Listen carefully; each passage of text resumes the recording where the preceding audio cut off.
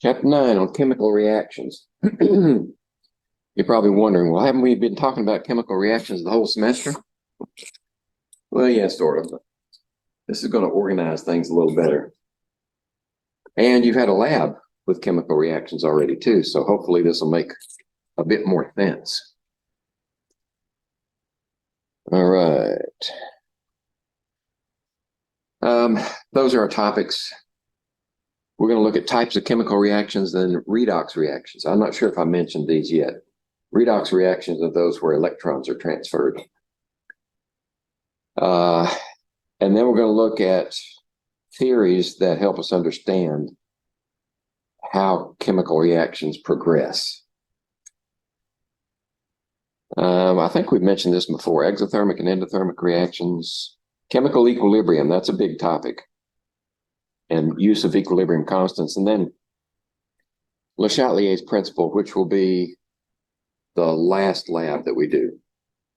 So whatever you learn here, don't forget it. Okay.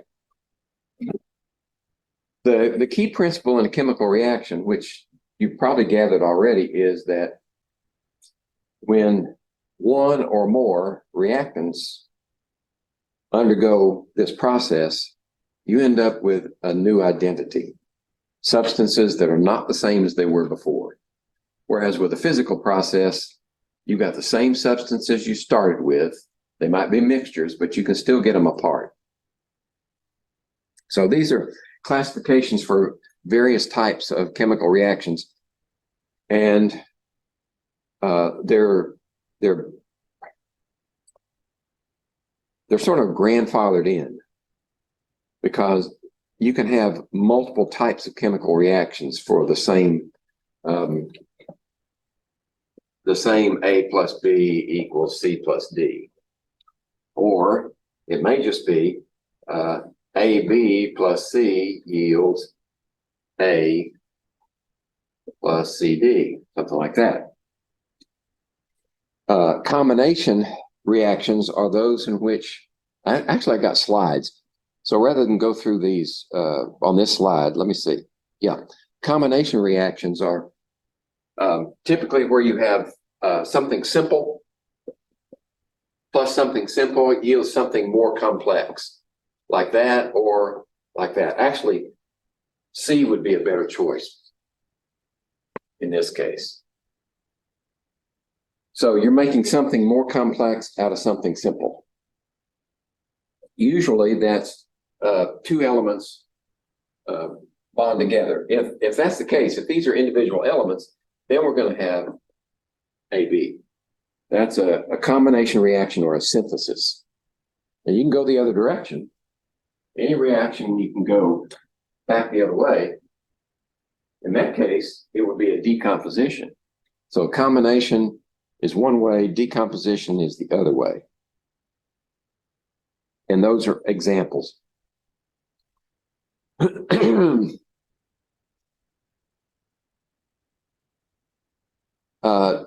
Displacement reaction is one like this, where this would have to be, this is your cation, this is your anion, this is a metal. So the metal would have to displace A. That's why I put it over here with D. That's a displacement reaction.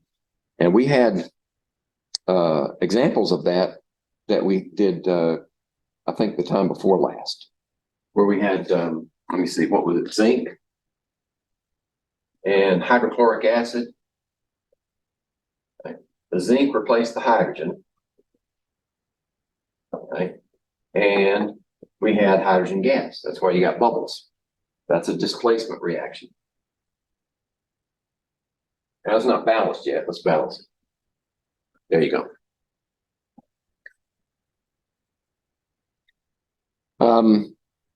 And the note at the bottom of this slide is that some of these reactions are actually oxidation reduction reactions, where you have transfer of electrons.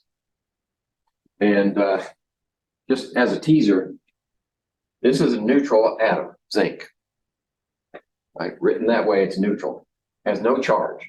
But over here, in this compound, it has a charge of 2 plus, because each one of these has a 1 minus.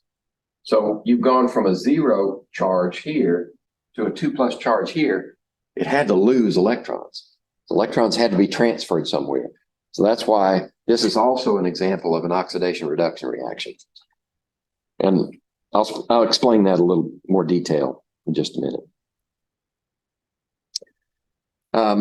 Exchange reaction or double replacement reaction is like, let's see.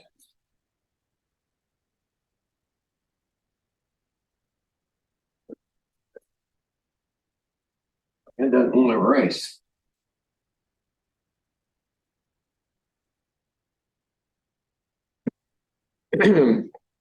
Where you have and these are invariably ionic compounds. Silver nitrate. Nitrate is a complex ion with a -1 charge. Silver is a +1 charge. So those two come together, and that makes an ionic compound, but it's in an aqueous solution in this case. Aqueous solution means that those ions are separated. And then when you mix them together with another solution that's made of sodium chloride, then you get the opportunity for the cations from one to interact with the anions from the other one.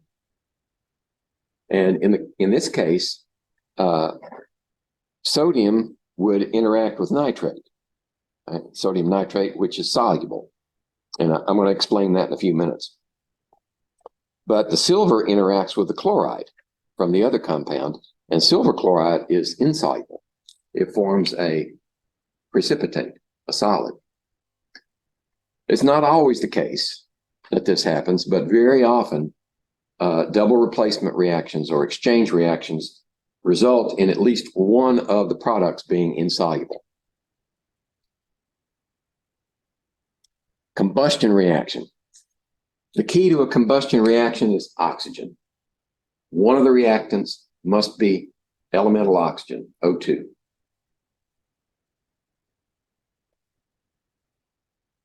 And no, it's not there. Combustion reactions are also oxidation reduction reactions. I'll explain that in a minute too. Okay, how about this one? What category is this one, the following reaction? Well, you've got one compound yielding several simpler compounds. That would have to be a decomposition.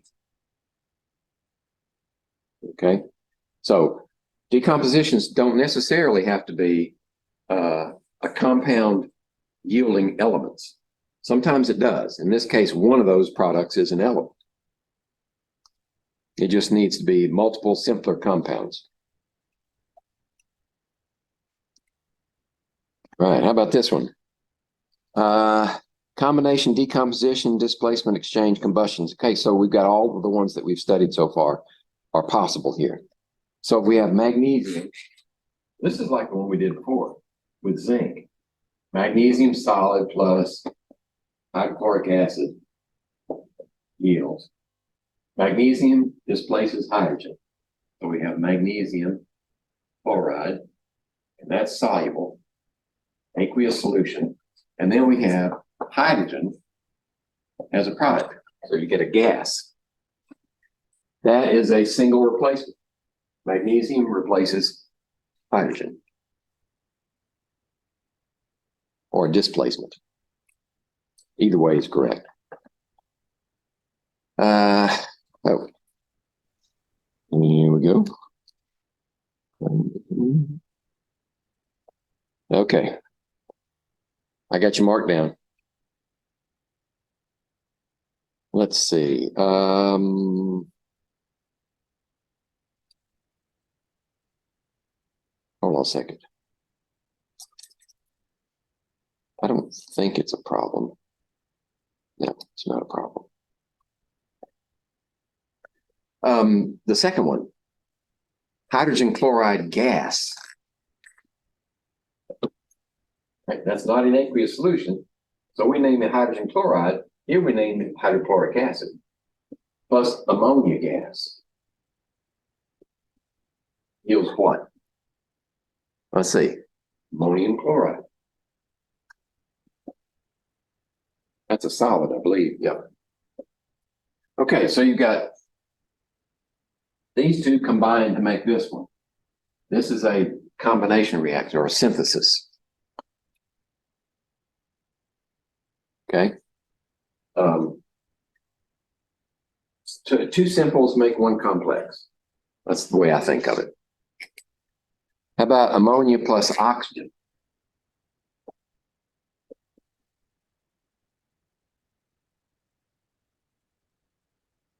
All right.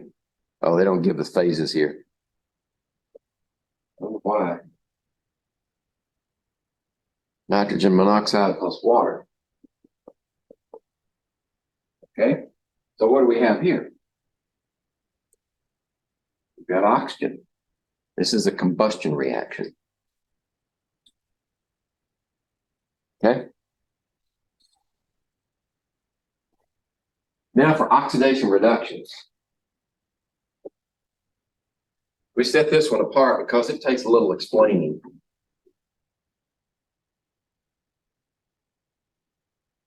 And there's some terminology that goes with it.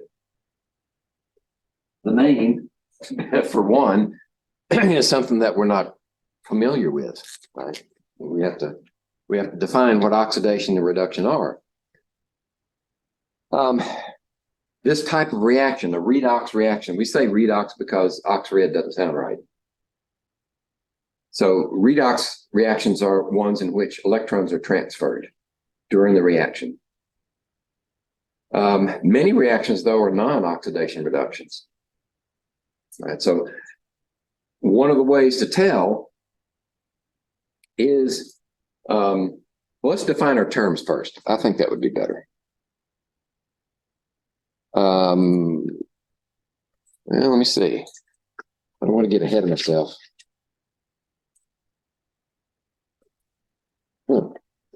It's on a subsequent. That slide should have been earlier. Let me go back. Let me go to this slide right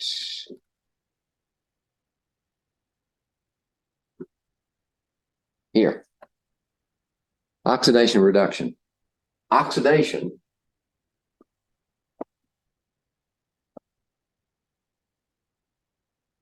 is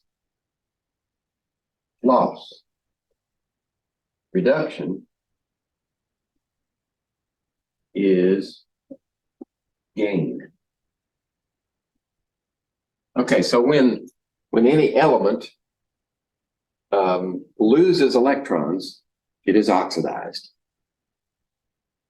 When it gains electrons, it's reduced.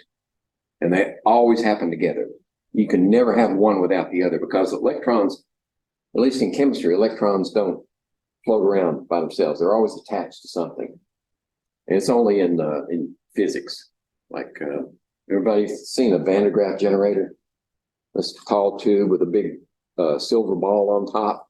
They turn it on, and then you grab this thing, you have insulating gloves or a handle, and you touch it and see the big spark jump across. You're setting up a static charge in that dome. Right? Well, generally, chemistry wouldn't do that.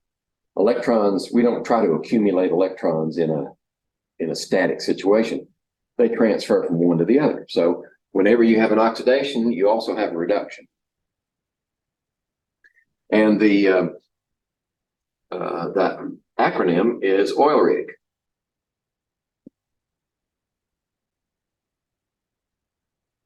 Oxidation is loss, reduction is gain. We'll come back to this slide in a minute. Let me go back to where I left off. Here we go. Okay, so how do we tell if we've got an oxidation reduction reaction? Well, the foolproof way is to use a method called oxidation states or oxidation numbers. We determine, this is a bookkeeping scheme for where the electrons are located. And then you can determine whether they've moved. So what we have to do is with a set of rules, determine the oxidation number or the oxidation state for all the elements in the reaction. And then we can say, all right, if this one goes from here to here, and it's 0 here and -1 here, it's gained 1 electron. It's that simple. It's a bookkeeping scheme. Okay, so here are the rules. I've already shown you one. All neutral atoms in their elemental state, all neutral elements in that elemental state are 0. Right, so anytime you have, let's say, one of my favorites, gold, is 0 oxidation state. Or silver, that's a good one too. That's 0 oxidation state. If you have diatomic elements, this is the most common, most stable form of the element. Like dihydrogen, its oxidation state is 0 also, or oxygen. Okay, that's the easiest one. The next easiest one is if you have an ion in the mix somewhere. Say if we have, if we're mixing silver nitrate, that was one of those reactions, this double displacement reaction, and sodium chloride in solution, right? The oxidation state of sodium here we know is +1 because that's the charge on sodium. And the chloride ion is minus. We know that because we memorized the groups, right? Alkaline metals are all +1, alkaline earths are all +2, halogens are always -1 when they're in an ionic compound like this.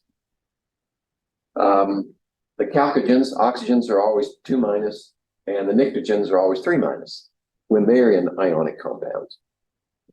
So, or if we have a compound that's named with a transition metal, and the Roman numeral tells us what the charge is.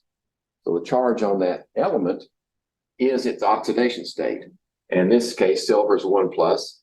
Now, nitrate is a -1. So we need some more rules before we can tell what's the oxidation state of nitrogen and oxygen. Right? We've got these already. They are the charge on the ion is the oxidation state.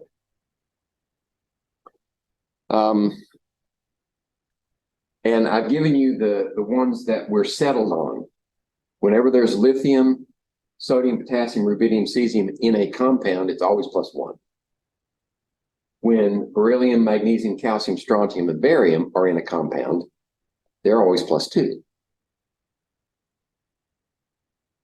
Okay. Actually, boron, aluminum, and gallium, and indium are always +3. That family, that group.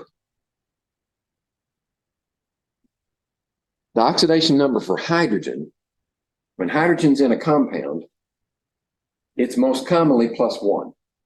It prefers to lose that electron. But that's not always the case. If hydrogen is the first in the compound, is the first element in the compound, it's a +1, like this one. That'll be a +1 oxidation state. Now, in your mind, you need to separate charges and states. Sometimes charges and state are the same, like here, here, and here. But not always, because we can assign oxidation states for covalent compounds too, those that are sharing electrons. In this case, hydrogen is given an oxidation state of +1. But if we combine it with a metal and make a hydride out of it, say aluminum hydride. In this case, aluminum is 3+, so the hydrogen has to be a -1 to balance. Okay. But if the hydrogen comes first, or if it's not combined with a metal like this, then it's a +1. For instance, water, like that, that'll be a +1 oxidation state. Okay. The oxidation number for oxygen is almost always -2. That's where we start. See, some of these things, we have to assign values to the elements when they're in compounds. Otherwise, we can't deduce the rest of them. So we have to fix some of them as certain numbers. In this case, oxygen is -2. The exception to that is where you have two oxygens bound together and then something else bound to them. We call that a peroxide, where we have two oxygens bound together, and then we have a group here and a group here. Then both of those together are -2. That means each one is a -1. Okay, that's the exception to oxygen. You've got one of these on in your medicine cabinet, don't you? Hydrogen peroxide. Or H2O2. Okay.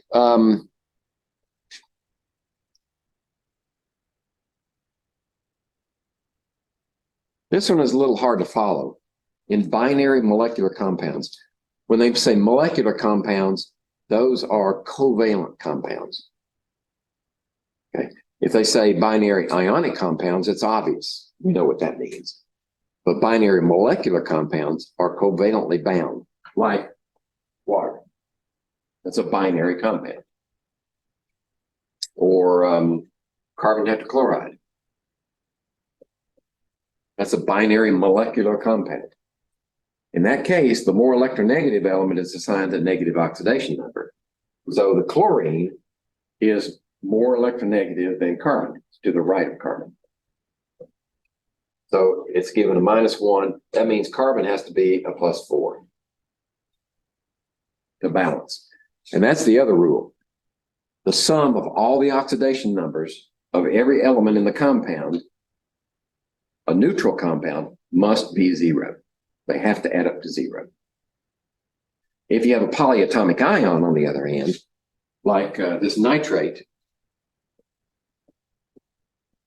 then the oxidation numbers for these 3 oxygens and that 1 nitrogen together has to be a -1 total. And that's where we go to figure out what is the oxidation number on nitrogen. We'll just do that one now. Okay, we got that. This oxygen, our formal rule says that oxygen is a -2 here. Okay. So this is a -2. For that oxygen, we have 3 of them. Right? So the total is a -6 oxidation for the oxygens together. So what would nitrogen have to be so that we have that 1 minus left over? Nitrogen would have to be a +5. +5 and -6 is -1. Okay? Or the way I like to do it, I say, okay, I need to balance -6, but I need to hold one of them out for that minus. So that means I only really need to balance a -5. That makes nitrogen a +5. It's easier for me to process it that way. Okay. So now with those rules in hand, let's see if we can figure out, we can deduce mathematically the oxidation states for each of these elements in these compounds or polyatomic ions.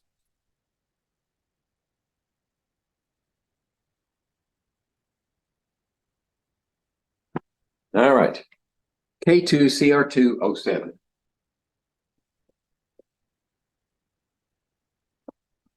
I know what that one's called. Scratch your head.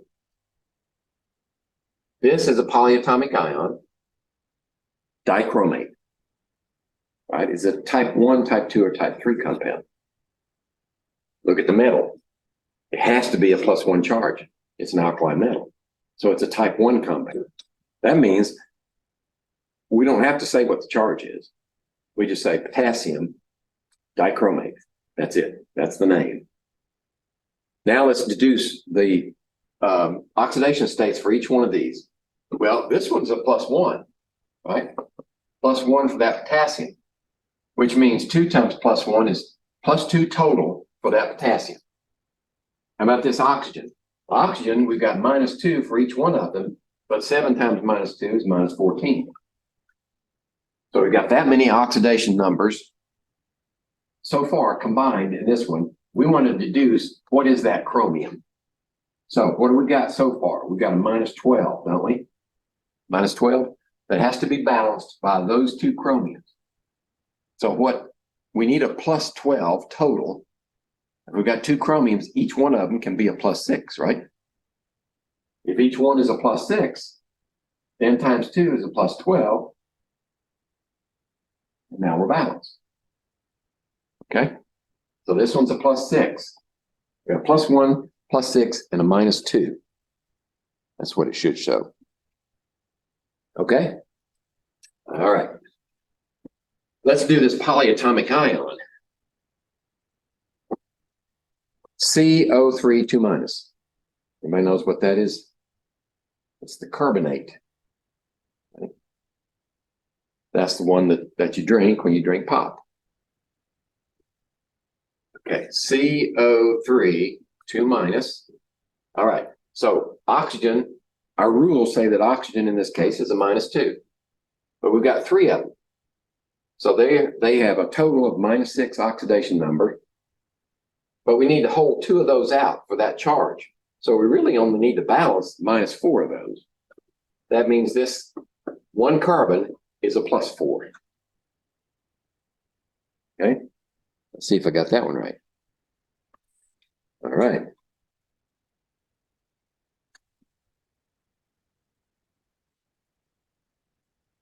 MnO2.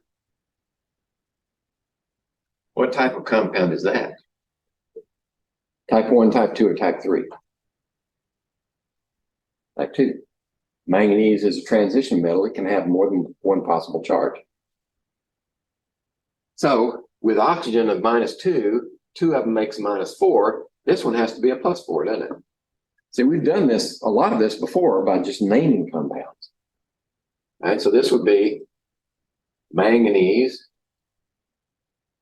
4, oops, Roman numerals 4 oxide. And our oxidation states are +4 and -2. Okay, now that's an ionic compound. PCl5 is molecular. It's a covalently bound group of atoms. PCl5. So we assign the negative to the more electronegative. Chlorine is to the right of phosphorus, so this is going to be the negative. And we have to make a choice. If we don't assign a value to chlorine, then we're stuck. We can't do phosphorus. So all the halogens, as long as the halogen is not bound to another halogen, then we can assign a -1 to this chlorine. That's where we have to go. -1. So it's -5 total. 1 phosphorus means +5 oxidation number. Okay. Well, that reminds me. We left out that rule. There's one rule we left out, and I'm going to use it right now. SF4. Fluorine in a compound is always -1. It's never anything else. It's always -1. So -1 times 4 is -4 total. We need a +4 for that sulfur to balance it. Okay?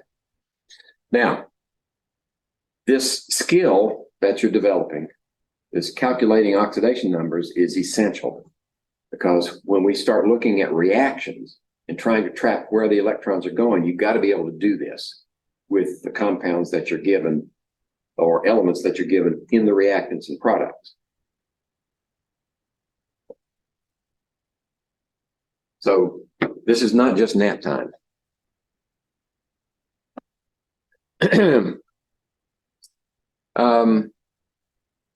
That's what I just said. Here's an example of a redox reaction. Now, sometimes you can determine if the question is just, is this an oxidation reduction reaction? Sometimes you can use a rule of thumb that will tell you whether it is, as long as you don't have to go any further. And the rule is, in this case, we've got calcium metal, chlorine gas, right? Reacts violently, you can see there in the picture, to produce calcium chloride, right? Notice this is a metal, it's an element, and that's an element. And over here, these are in an ionic compound. So this would be a -1, which is a -2 total. This has to be a +2. We know that simply because it's an alkaline earth. Right, so that one was an easy one. But the rule of thumb is, if you've got an element on one side of the equation, reactant or product, doesn't matter, and on the other side of the equation, it's part of a compound, then you do have a redox reaction. Get somebody else in. Let's see. There's James. Or does he go by Nate? Yeah, goes by Nate. Okay. Let me mark him zoomed in. Here we go.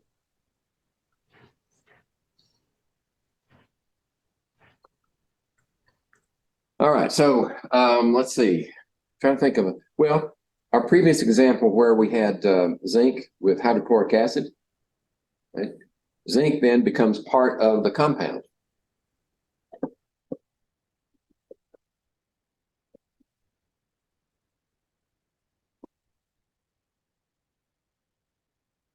Right? In this case, zinc is an element here, it's in a compound here.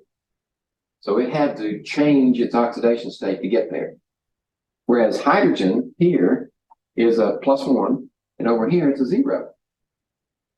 So we find it in a compound here, an element there, or an element here, compound there. We know that's a redox reaction. So if the question is yes or no, is it a redox reaction? That's all you have to do. Now all reactions are not like that. Some you do have to you have to slog your way through the calculations and figure out were electrons transferred. But if you have this available, that's a quick and easy way to answer that question. Okay, we want, in this one, we want to do, what's the oxidation number for sulfur in H2SO4, sulfuric acid? Okay, right, we know hydrogen being first in this group is a +1, and 2 of them means that we have +2 oxidation numbers for hydrogen. Oxygen is a -2, times 4 is a -8. Okay. So let's combine those two and see what sulfur has to be to make this a neutral, add up to 0. Right, those would be -6, right? So that means sulfur has to be a +6 to balance that -6. So our answer should be D. Okay.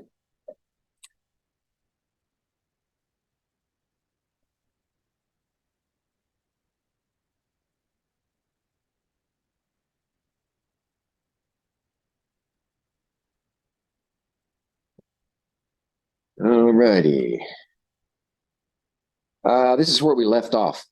I came to this slide because I thought it was kind of out of order. But I want to stop here again because when something is said to be oxidized, since oxidation and reduction always occur together, then the thing that is oxidized is causing the reduction of the other species. And the thing that is reduced is causing the oxidation of the other species. So that's why anything that's oxidized is a reducing agent. It's responsible for causing the reduction of something else. And if it's reduced, then it's the oxidizing agent. It's causing the other thing to be oxidized in order to transfer that electron over to me so that it can be reduced. All right. Terminology. And there's our oil rig again. Okay.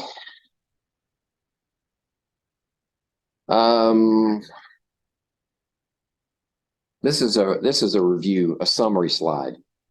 Oxidation reduction always occur together. They're never separated. Okay. So this one came out of your textbook. I'm not sure how valuable it is, but when something is oxidized, its number increases. Even if it's a negative, if it starts negative, it'll become more positive if it's oxidized.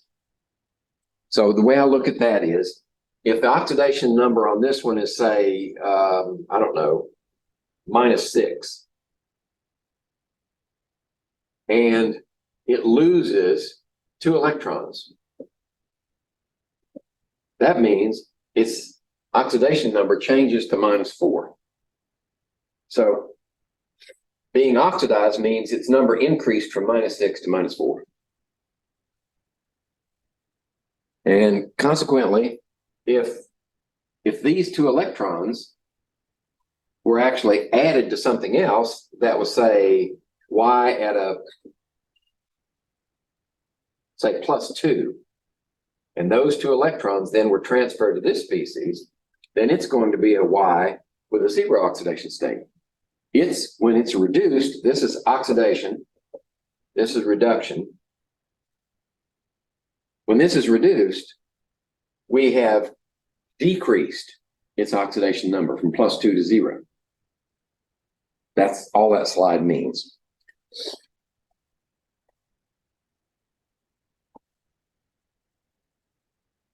All right. So what type of reaction is this?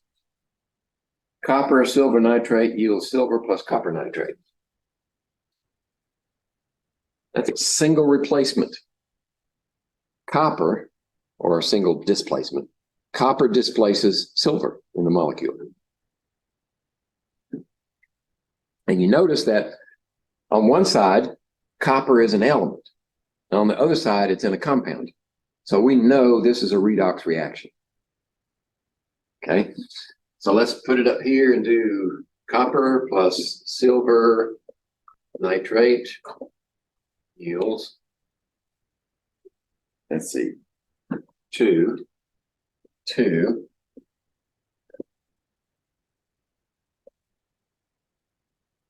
And we need 2 of these. Okay. What is oxidized and what acts as the reducing agent? So in this case, we have to actually identify the oxidized things and the reduced things. So this one's going to be 0, this one's going to be 0 oxidation number. Since nitrate doesn't change, it's the same on both sides, we can focus our attention on the silver and the copper, because this nitrogen and the oxygen do not change their oxidation numbers, right? They're exactly the same on both sides. So we can ignore them in this reaction. But if this is a -1 for that polyatomic, then this has to be a +1. And if this is a -1, this has to be a +2. Okay? So here's the way I do it. I use connecting lines. So which one went where? Well, the copper, we draw a connecting line for the copper, what happened? If it went from 0 to 2+, it had to lose 2 electrons, correct? Right. So it had a loss of 2 electrons for each copper. And there was only 1 copper, right? Times 1 equals 2 electrons lost. This is oxidized. Okay? So that must mean that the silver, when it went from here to here, it went from a +1 to a 0, it gained 1 electron for every silver. But there are 2 silvers, right? So that equals 2 electrons gained. That means this silver was reduced. Okay. Now the question was, what's oxidized? Copper is oxidized, right? So it's either A or B. And what's reduced? Let's see. What's the reducing agent? The reducing agent is silver in the silver nitrate. This is where I have problems with descriptions in textbooks. Some will say silver is the is the oxidizing agent. It causes the oxidation of copper. Or they might say silver nitrate is the oxidizing agent. Technically, it's just the silver that does the work. It's the silver that gains the electrons that causes the oxidation of copper. So in this case, copper is oxidized, and it's also the reducing agent. It causes the reduction of silver. So this is the reducing agent. And for completeness, silver is the oxidizing agent.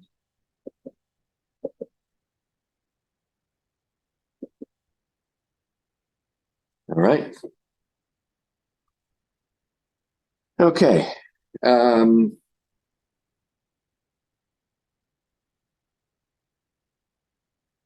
This is a useful technique to track the electron movement because we're going to learn how to balance equations, I think. Learn how to balance equations using this method.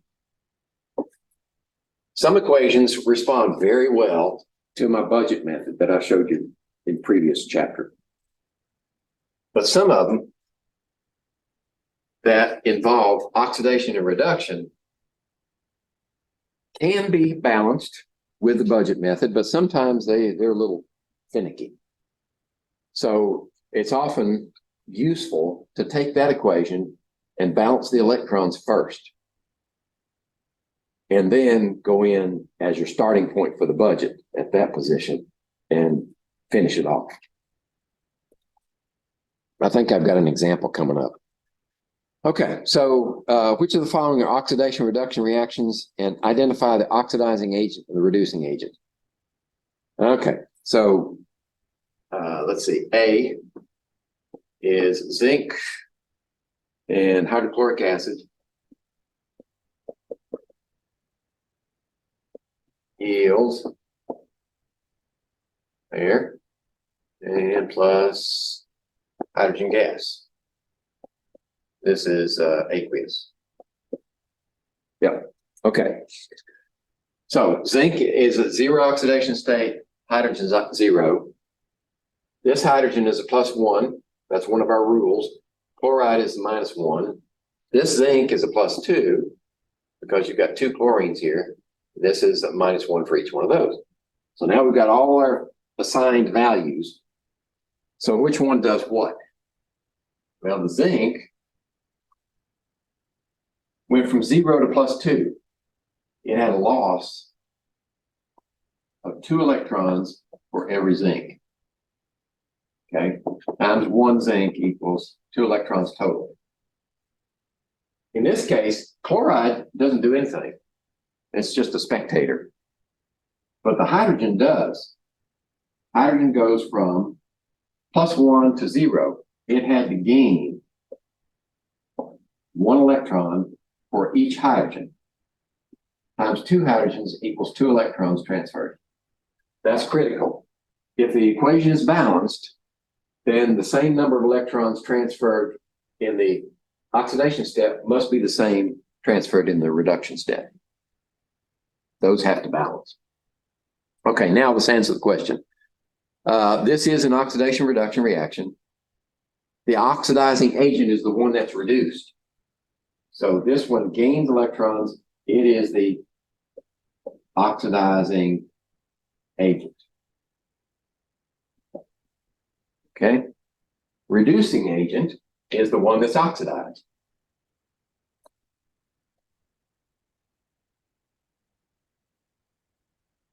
Okay. All right. Let's see. Let me put B over here. Here we have the dichromate ion.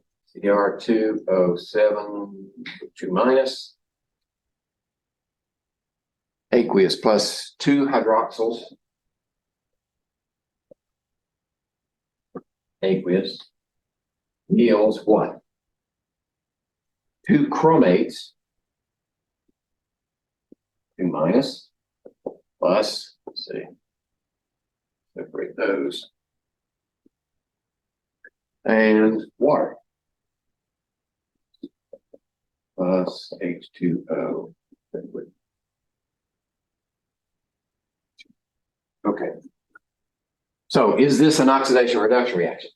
We can't tell by that simple rule, right? We've got to identify the values for each one. So this oxygen is -2, which means -2 times 7 is -14. Right? So, and we have to hold 2 of them out. So it's -12 that we have to balance with a +12. That means each one of these chromiums has to be a +6. In this case, oxygen's -2, hydrogen's +1. That gives us a -1. In this case, oxygen is -2, hydrogen's +1. They didn't change. So with this oxygen here, -2 times 8 times 4 is a -8. Hold 2 of those negatives out for the charge, and then this one chromium has to be a +6. Nothing changed. This is not a redox reaction. Let's see, let me separate that one out and go to C. Let's see, 2 CuCl. 2. Let me move it down just a little bit so I feel the need for drawing my connectors. 2 CuCl. Aqueous yields CuCl2 aqueous plus Cu solid. So what's going to happen in this reaction if you did it in the laboratory? You're going to have an aqueous solution. You're going to do something to it, most likely heat it. And you're going to end up with copper metal on the bottom of the beaker with this in solution. Okay, what's happened here? Well, let's see. This copper is 0. What's this copper?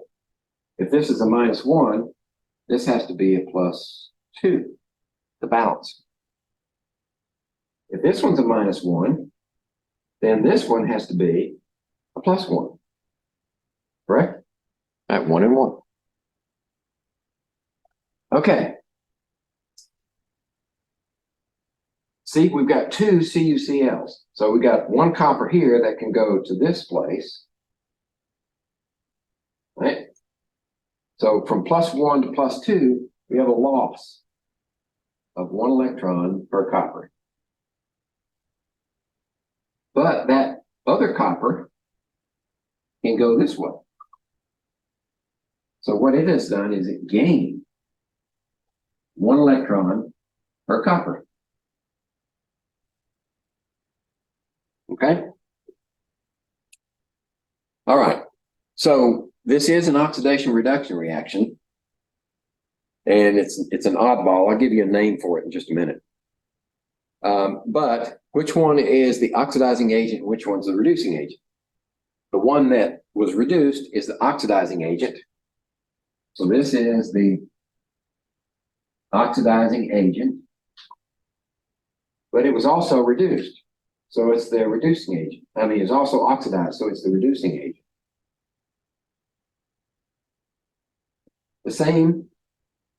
The copper from this compound, one of them is an oxidizing agent, the other one's a reducing agent.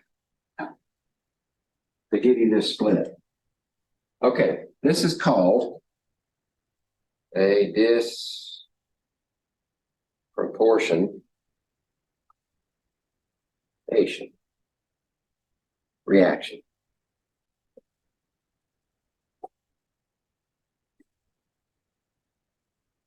Okay. Oh, okay. So we got the first one. Yes, zinc is the reducing agent. HCl is the oxidizing agent. I say hydrogen in HCl is the oxidizing agent. And this one, copper 1 chloride is both the reducing and the oxidizing agent. But if one is the reducing agent, the other one is the oxidizing agent. So it's not like that copper does double duty. Right? One copper goes one way and one copper goes the other way. All right. Now let's look at a theory for how these reactions occur. How does a chemical reaction occur? We're going to look at it using the kinetic molecular theory, but it's in a different form. It's called the collision theory of chemical reactions, but it's based upon what we learned earlier with our Boyle's law, the kinetic molecular theory.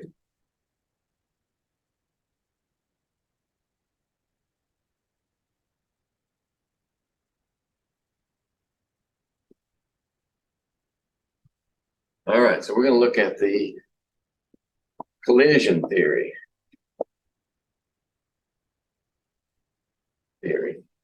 of chemical reactions.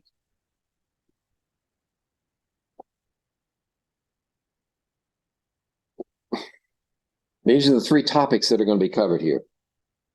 The concept of the collision, activation energy, and orientation. Reactant molecules can be anything. Right? They can be ions, they can be neutral atoms, they can be diatomic, tetratomic, octatomic elements.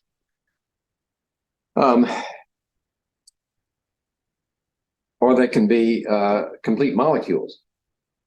What has to happen first under this theory is you must have a collision. Reactants must collide. If they don't collide, we can stop there. If you've got reactants in a vessel, let's for simplicity, let's say they're gases. The only way that you're not going to get a reaction is if there's only one atom or one molecule and the other reactant's absent. Right? If there's and the collision here references reactions in which you have minimum two reactants. Right? For those reactions where you only have one reactant, right? Decompositions, right? Where's the collision? It collides with itself. No, it just flies apart. So we have to make that stipulation. You have to have at least two reactants in order to have a collision. Right? You have to have two cars in order to have a car wreck. Sometimes more. Where was it they had that big fog problem at the multi-car pileup just recently? Louisiana. Yeah. It was on the on Lake Pontchartrain, across one of the causeways. They ran through a huge fog bank.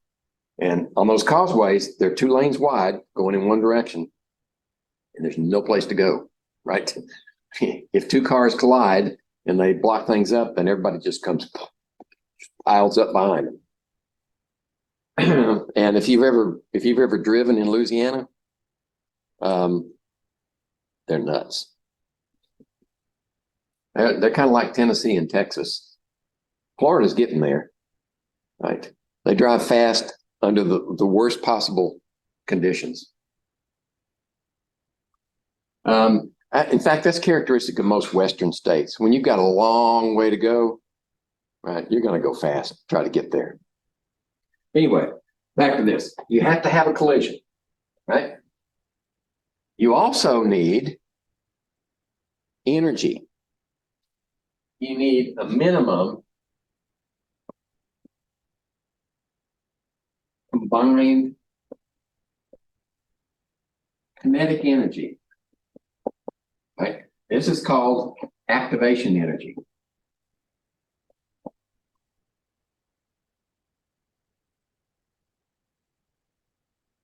Which sometimes is abbreviated, let's see, E sub A. If you do have a collision, but the activation energy is not high enough, if the combined kinetic energy of that collision is not high enough, and it's different for every reaction, then the reaction will not occur. The reactions just bounce off each other and go their merry way till they find somebody else with more energy. And the last thing you need is correct orientation.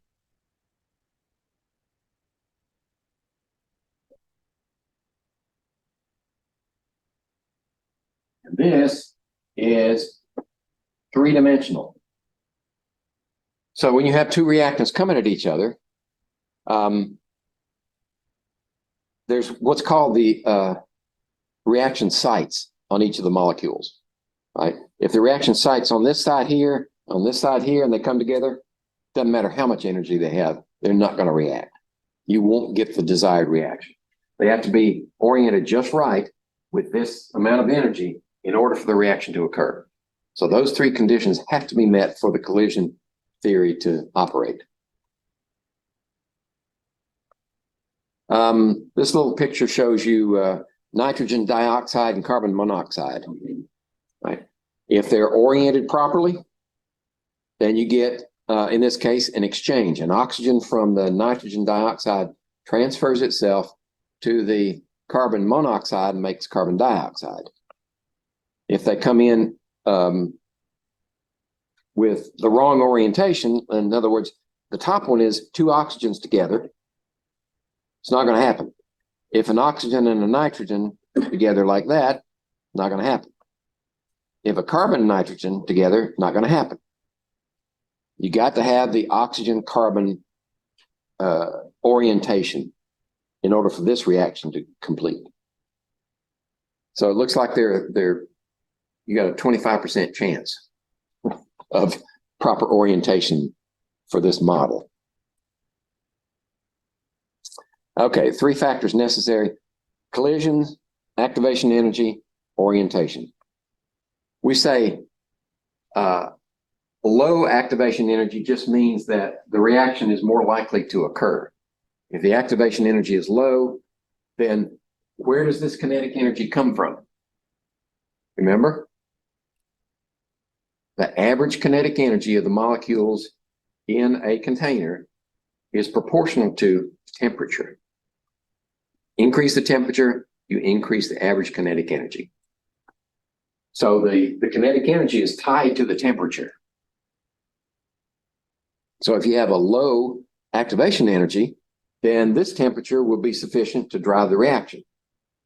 Whereas if your activation energy is up here, the same temperature is not high enough.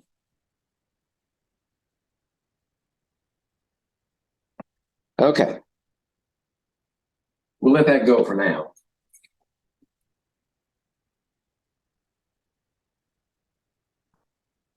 And we'll talk about heat relative to chemical reactions. An exothermic chemical reaction. I look at everything related to heat in terms of system and surroundings. So if we have, this is our system, and we can define it any way we want. The system would be the reactants coming together, okay? So if they come together with a certain amount of energy, reactants, let's say A plus B yields something else. If the energy here is, let's see, energy 1, and the energy of these combined products is 2. Well, if the energy over here is less than the energy over there, where did it go? Right? You can't create energy, you can't destroy it. So if this energy is higher than this energy, then it had to be released. And we use delta H as our, which is enthalpy. This is an exothermic reaction. Okay. Now, if we're talking about the system here, then this had a certain amount of energy, and it went to CD. It went from A plus B to C plus D. Then it had to give up energy, right? And the energy left the system to the surroundings. In that case, we say this is exothermic. And any value that you give it, usually in terms of joules, as a measure of energy, is going to be negative, right? A negative value for the enthalpy of the reaction, because everything, the signs are based upon system. If the system loses something, it's a negative value. If it gains something, it's a positive value. So if we go the other way, right? If we say that energy of 2 is greater than the energy of 1, then it had to get energy from the surroundings, right? In that case, it'd go the other direction. And this would be an endothermic reaction. And the value for delta H here would be a positive, because the energy is being added to the system. It's positive. Everything's relative to the system. All right. Another way to look at it is, let's take an example. Let's say we have methane. Let's say we have our Bunsen burners, right? Natural gas is essentially methane. So we have methane gas, and it's a combustion reaction, right? And it's going to produce carbon dioxide and water. Now let's see, can I balance this in my head? Let's see. Let's do 2 here. That's what that means. 2 plus 2 is 4. 2 there. Okay. So now let's balance. Okay, in this case, we know that's going to be exothermic, right? Because we've lit our burner and singed the hair off our hands. We know it's exothermic. So, writing the equation, if we need to get wrap our minds around where is that energy? Well, if the energy is a certain level here and it's less here, then we can make the energy a product. So for exothermic reactions, the energy that's released becomes a product. And for other reactions, we would put the delta H on this side for endothermic reactions. It's a reactant, and it goes into here. Now that energy is buried in these products. Okay, I think that's the simplest way to think of it. The energy that's released or absorbed is a product in one case and a reactant in the other. Now, this is the way your book presents it. And this is common. You'll see this everywhere. For a reaction, this is reaction progress. So it's like a time axis. And this is the energy, right? Increasing energy this way. All right. If the energy of the reactants is up here, right? This is reactants. And the energy of the products is down here. After the progress of the reaction, you end up over here, products. In this case, the products have less energy than the reactants, which means you've got an exothermic situation. Right? You've decreased the energy from here to here. Now, the other part of this tracing has to do with what happens during the reaction, right? This is before and after. This is during. So we need a certain amount of energy to make the reaction go. That's your activation energy. Okay. So here is E sub A. And if you get to that if you get to that peak with that amount of energy from here to here, then the roller coaster can go back down. Now it's make products. Okay. Now the difference between these two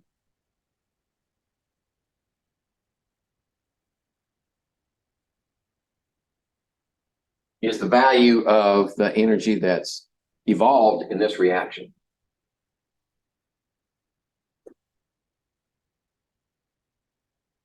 Yeah. Okay, so if this has a certain amount of energy and this has a certain amount of energy, we say this one minus this one. This is a lesser value minus a bigger value gives you a negative number. So that's why delta H is negative in this case also. That's the final minus the initial. Let's say we took this whole graph and flipped it around like that. Now the products become the reactants, and the reactants become the products. The reactants that are now products would be up here, and the products that are now reactants would be down here. So the activation energy would be, you'd have to go up this much from here to here to make it go backwards. It'd take more energy to go backwards. That's why most spontaneous reactions are exothermic. Not all, but most.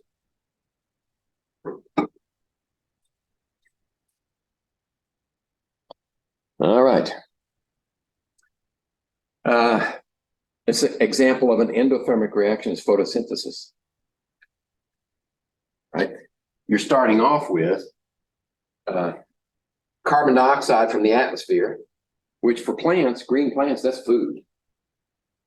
And they take water from the atmosphere or from their roots, right? Probably from their roots. And with energy from the sun,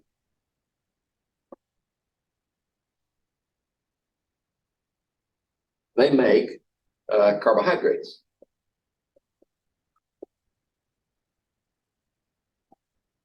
Eventually, they'll get to something like glucose, right? Or fructose or something else that they store it as.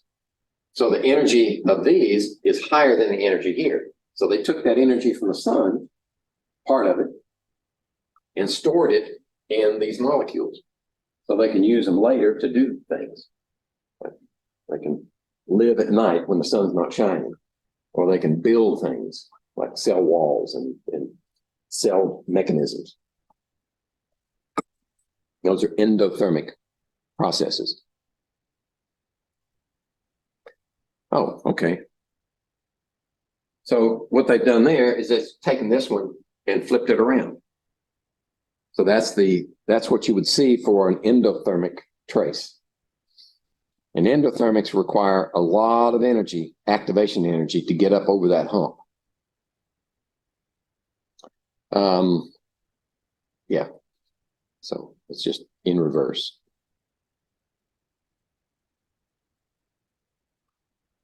So during an exothermic reaction, the average energy of the products is lower than the average energy of the reactants. Yeah, that's true. Now we'll tell you a little bit about reaction rates. Here we've taken this is a state system. In other words, before and after.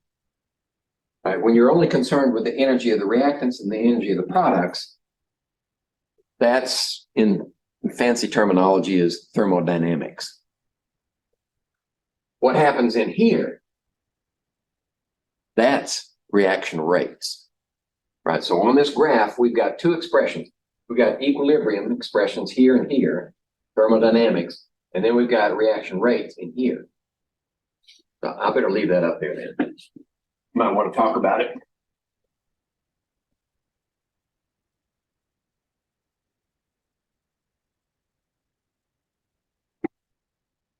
Okay. All we're saying is really simple.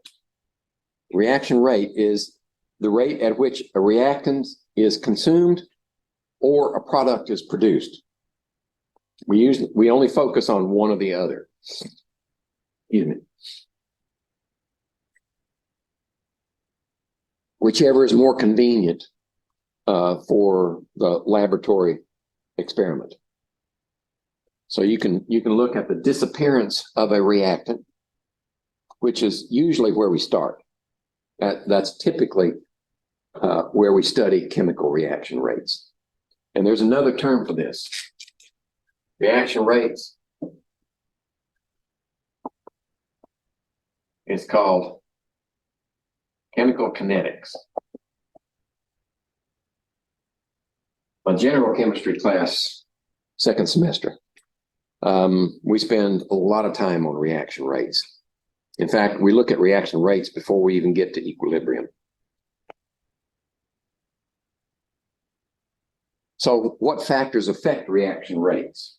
What will make them either go faster or slower? Well, there's characteristic of the reaction itself. Right? What reaction do you have will determine how fast it goes. Under the identical conditions, this reaction might go 10 times, 100 times, 1,000 times faster than this reaction. Okay. Now, beyond that, what is the physical, what is the state of the reactants? Right. And what I mean by that is, are they a liquid? Are they solid, liquid, gas? When you think about the collision theory, which ones would be most likely to promote collisions? Well, actually, you could have intimately mixing your reactants is necessary. So liquids and gases would probably be better than solids. Because if you try to put two solids together, say you have a block of this one and a block of that one, the only place they're going to react is where they touch. Right? So that's not going to go very fast. So in order to get solids to react faster, you have to grind them up, make them powders.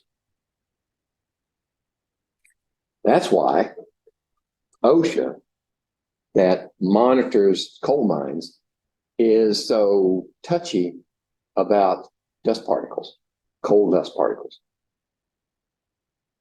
Because those solid particles of coal can react with oxygen and generate a lot of energy. So if you have enough of them mixed with oxygen, and all you need is a spark, then you've got a mine explosion. Well, it happens that way. Sometimes it happens with gas pockets. But the mine dust, the coal dust, is a problem. So they have rules and they have standards. Below a certain concentration of dust is relatively safe. But if you get up to a certain concentration of dust mixed with air at 21% of oxygen, then all you need is activation energy, right? A spark, and away she goes. So for solids, the reaction rate, the rate of reaction is influenced by particle size. For liquids and gases, solutions, that makes all the reactants are intimately mixed in the solutions. Gases, they're intimately mixed, right? All gases form solutions.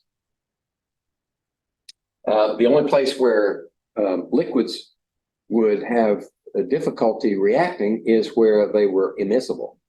If you had one that was polar and the other one's nonpolar, then they would only react where they meet. Right? And you can see that demonstration forming nylon. We take two compounds. One is a dicarboxylic acid, and the other one's a diamine. And you have them on two layers, and then you reach down with your forceps to that interface and grab up some nylon, and you pull it up and you wind it up on a spool, And it just keeps coming because as you're removing it, those two come into contact again and they make more nylon. Okay, so the first one, the physical nature of the reactants will influence the reaction rate. The concentrations of the reactants will, if the concentration increases, the reaction rate increases. We see that in the coal mine, right? The higher the concentration of coal dust, the faster the reaction will go, right? Even to the point of explosion. And that can be quantified, right? If you were taking general chemistry, we would do that. So you probably know. Reaction temperature. Oh, back to concentration. The reason concentration affects the reaction rate is the frequency of collisions. If you've got enough activation energy and the orientation is correct, when those two reactants come together, if there are more of them, then the frequency of collision is much higher. So you get a higher reaction rate. So this all goes back to the collision theory. All of these possibilities. Reaction temperature has to do with activation energy. You increase the temperature, reaction rate's going to increase. This one we didn't mention, the presence of a catalyst. What does a catalyst do?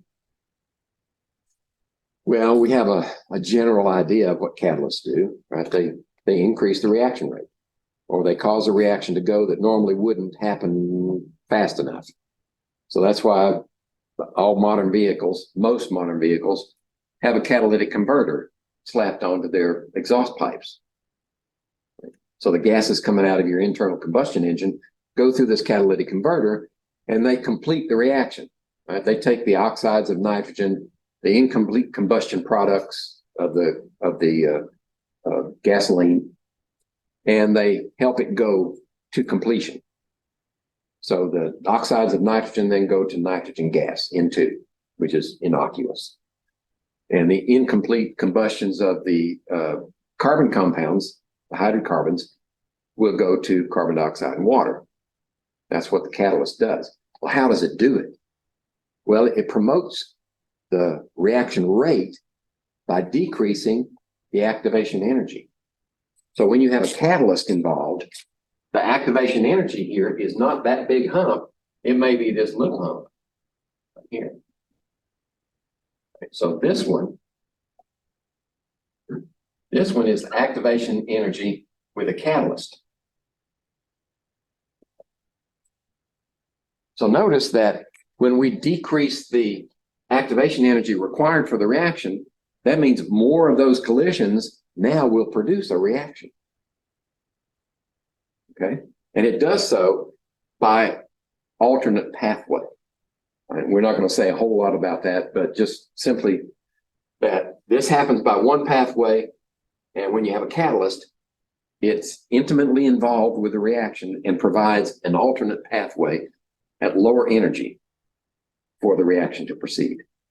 Now, catalysts by definition are any substance that participates in a reaction but is not changed by the reaction. In other words, it comes in one side, say if you have A plus B plus a catalyst,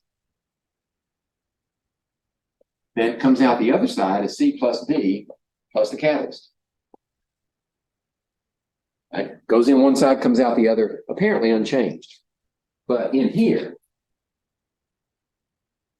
it's part of the reaction. You can have different types of catalysts. Let me see. Am I stealing my own thunder? Let's see. Yeah, I better take my slides in order now. Actually, I should have proceeded with the slides. We mentioned the physical state of each of the reactants and the particle size. This is particularly is necessary for solids. Actually, it can happen for liquids too. So I'm not old enough, so obviously you're not old enough to remember days when we're trying to figure out how to use fuel oil as a heating fuel for, especially for the northern states. Right? The problem with fuel oil is it's so thick that you can't spray it from a normal type of device like a carburetor or something that we would put in a car and get it to mix enough with the oxygen to produce a useful combustion. So they had to figure out, how do we get that fuel oil into not necessarily a vapor phase, but such small particle size that it will react readily with oxygen. Right, so they developed several types of patents were proposed for atomizing the fuel oil. Right, it's a lot thicker than gasoline. It's a lot thicker than alcohols. Right, so it takes some doing to get it. Right, and I think, I don't know this for sure, but I think they took their cues from the diesel engines, because diesel engines operate with fuel oil, diesel oil. So what you have to do, I think what they eventually settled on for many of them is a centrifugal device. So they pick up the fuel oil on this rapidly spinning cylinder, and it slings the oil out against the walls or against these veins and things, and it breaks them up into small particles that intimately mixes with oxygen, and then it will burn efficiently. So particle size for solids and liquids can be a problem. Let's see.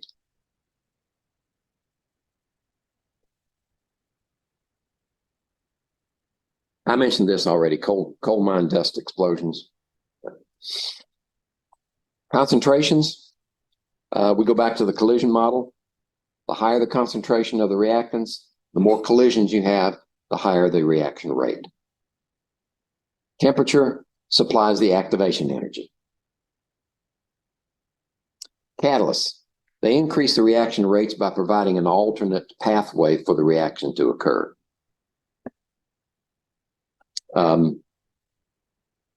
We can have inorganic catalysts or organic catalysts. Inorganic catalysts, for instance, the Haber-Bosch process, where Fritz Haber took nitrogen gas and combined it with hydrogen gas and produced ammonia. He had a catalyst in there. It was just finely divided iron. That's it, plus high temperature and pressure.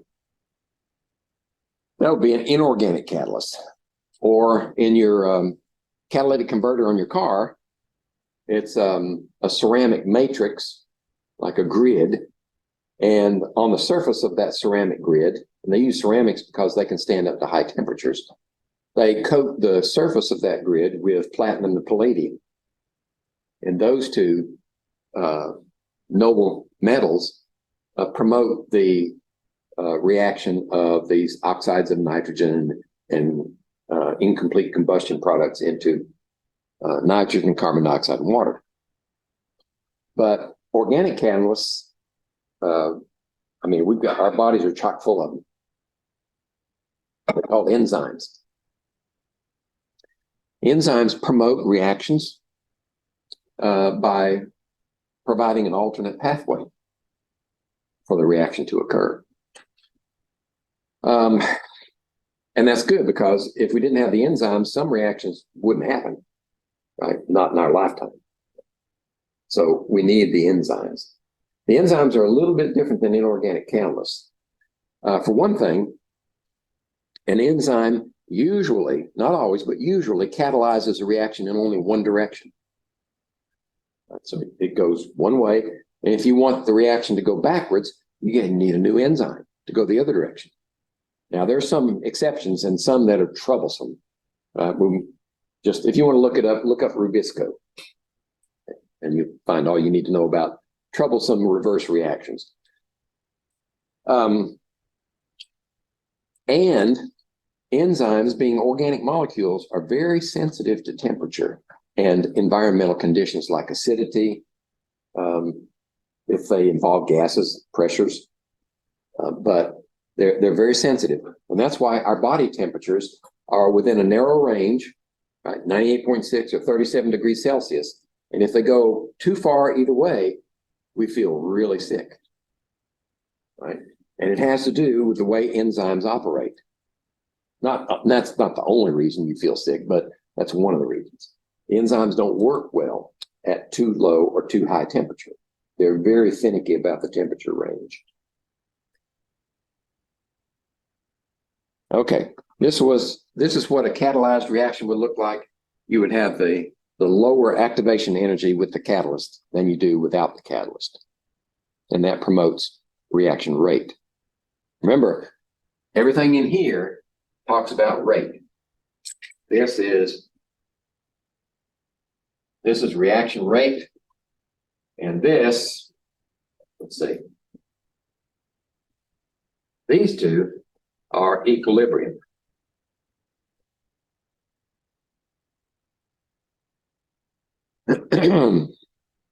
Okay, what's the function of a catalyst?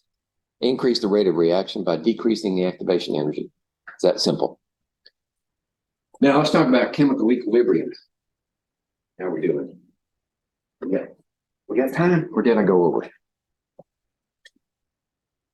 Oh, got to 1. 12:55. Okay, so now we're going to talk about chemical equilibrium.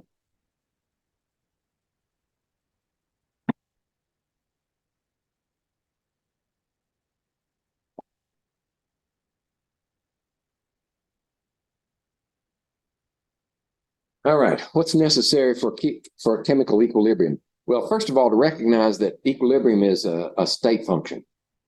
In other words, it doesn't say how fast we get to equilibrium. It just says that these are the conditions required for equilibrium.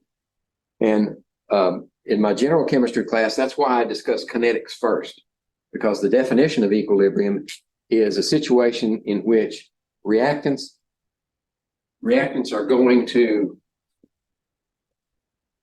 products at a certain rate, right? And we give it this K value for the rate. And they're going, actually, I should say this, not that K. Let me just say the forward reaction rate, rates of F. And the reverse reaction rate, rates of R. Those two rates for equilibrium are equal, right? We talked about equilibrium in terms of vapor pressure before, right, where you have a liquid, a volatile liquid in a container, and we cap it. And at first, you get a lot of evaporation, but eventually you get enough in the vapor phase, starts returning to the liquid phase. And when those two rates are equal, you have equilibrium. That's a physical equilibrium. Chemical equilibrium is based similarly to rates. The forward reaction rate is equal to the reverse reaction rate. When that happens, you have an equilibrium state. Now, this doesn't mean that you have exactly the same amount of each one. The forward reaction rate might be a lot faster than the reverse, right? So you would build up a whole lot of product before you get enough return to establish equilibrium. Or the forward reaction might be really, really slow, but the reverse reaction is fast. So eventually, the reaction rates in both directions are equal. This is one way to represent them. If you start off with the top reaction here, H2 plus I2 yields 2HI. They start off with only reactants, right? So you don't get a reverse reaction at the beginning. This is called an initial rate. And it's very high relative to the rest of the system. So it eventually, you decrease the amount of reactant and you start getting enough product so that it returns. You get a return rate. And when those two rates are equal, you get that blue line, and now you're at equilibrium. Or you could look at it this way. You reach a point where the concentration of HI from the reaction as a product reaches a certain level, and the reaction leaves behind reactants, H2 and I2, at a certain level. And when those two are equal, then the reaction rates have to be equal. Okay. What's a reversible reaction?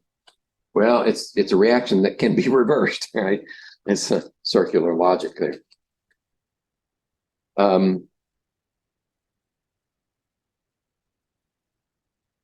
We can consider that all reactions are reversible. They can go in either direction on a microscopic level. But the reverse rate might be so slow that it's almost imperceptible and we consider it irreversible. Right? But theoretically, on the microscopic level, you can have both of these at the same time. It's just if this one is really, really, really slow, then it uses virtually all of the reactants and there's almost nothing there. So we call that an irreversible reaction. Although technically, all reactions are reversible.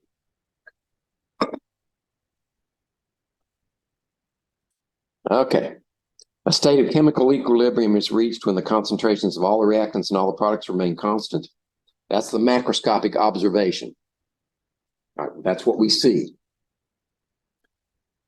And a reversible reaction is one in which the conversion of reactants to products and the conversion of products to reactants occur simultaneously and at the same rates. All right. So once we've reached equilibrium, and we're going to use this as our example, water and carbon monoxide yields hydrogen and carbon dioxide. What happens once you're at equilibrium and the forward and reverse rates are equal? What happens when you add more water to this flask? Think of it in terms of collisions. When you add water to that flask, that provides more collisions between water and carbon monoxide that's left. So the reaction, the forward rate increases. Right? You have more collisions. So what happens? Well, you use up some of the water and you use up some of the carbon monoxide that was still there, and you produce more hydrogen and more carbon dioxide until you reestablish the reaction rates forward and reverse. So when you add a reactant, you shift the reaction toward products until you reestablish equilibrium. Right? If you add more hydrogen, now you favor the reverse reaction by the same logic, where you increase the number of collisions between hydrogen and carbon dioxide until the reaction rates are equal again. So when you add product, you favor a shift toward reactants. All right. Now, there's a mathematical expression for chemical equilibrium that was proposed. Let me see. Let me see how much detail I've got in that one. I don't want to give you more than you need.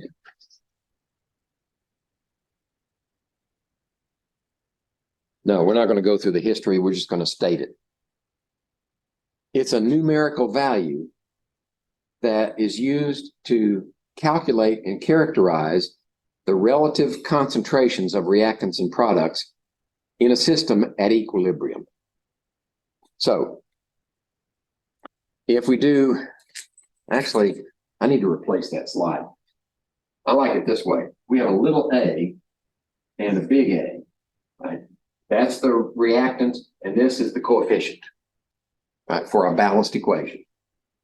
And then we have a little b and a big B for the same reason. And it's in equilibrium with a little c, big C, and a little d, big D. Then the equilibrium constant, based upon the expression for the equilibrium constant, is what we call the law of mass action.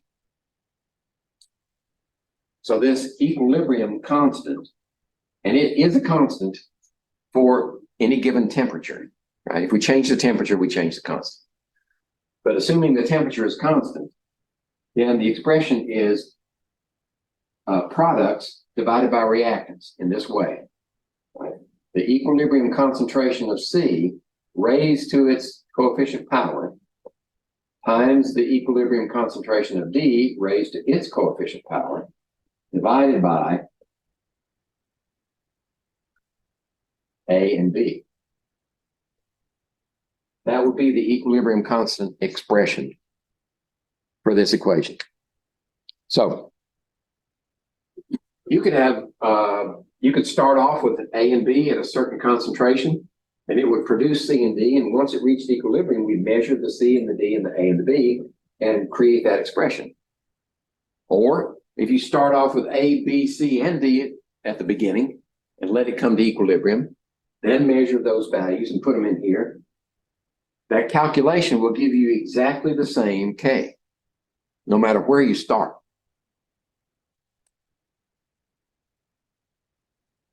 And it doesn't matter how we get there, whether you do it without a catalyst or with a catalyst, the K is the same, no matter what. It's just that we get there quicker with a catalyst, but we arrive at the same location. Now, square brackets are typically used for molar concentrations. So this would be something in molarity. If we have all gases reacting, then instead of using molar concentration, we might use partial pressure, right? So partial pressure for each one, and that would be P sub C to the C power, P sub D to the D power, so forth. If we're not at equilibrium, say we're given the starting conditions, then we may use parentheses only. And that would be molarity, but not at equilibrium. Square brackets mean equilibrium. Now, this is a generic. KEQ is the equilibrium constant. But there are some subscripts that are special. Right? If we were to use partial pressures, we would say K sub P. Right? If we were to, let's see, do I have examples here? I don't want to steal my own thunder. Yeah.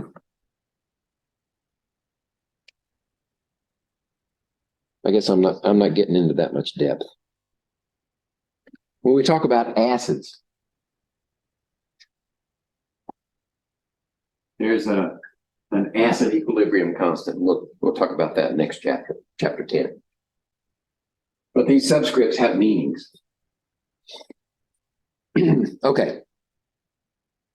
Now, what concentrations go into this expression?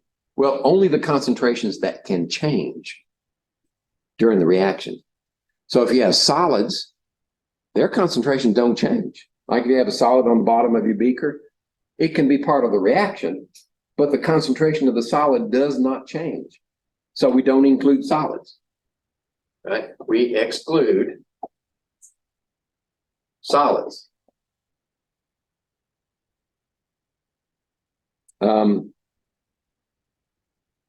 We also exclude pure liquids because their concentration doesn't change either. So in effect, all we include in this expression is either gases or solutions. And for our purposes, aqueous solutions. But any kind of solution would work.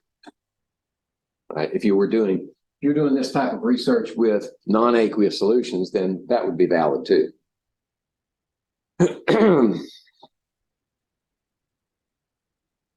All right. So how does the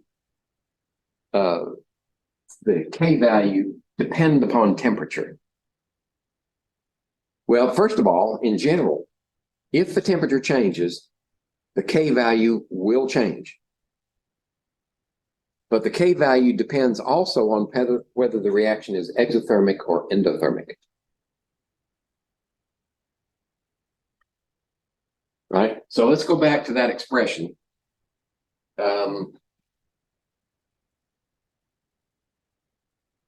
Where we put the heat for exothermic reaction, the heat would be on this side. Okay? So what would happen? What would happen to the equilibrium situation here if we raise the temperature? If we add heat, treat it like a reactant or product, like we did before with our water and our hydrogen. If you add heat, if you increase the temperature for an exothermic reaction, it shifts the reaction back this direction. You add that to it, it shifts back this way. So what that does is it increases this one and decreases that one. So for this situation, the K would get smaller. All right. Did I blow that one by you? For an endothermic reaction, where delta H is on this side, now if we increase the temperature for an endothermic reaction, it shifts it toward the products, which increases this one and decreases that one. So this is for exothermic. For endothermic, this is increase temperature. And this will be increased temperature. For an endothermic reaction, the K would actually get bigger. Okay? So think of this in terms of photosynthesis. All the reactions in the photosynthetic pathway have K values.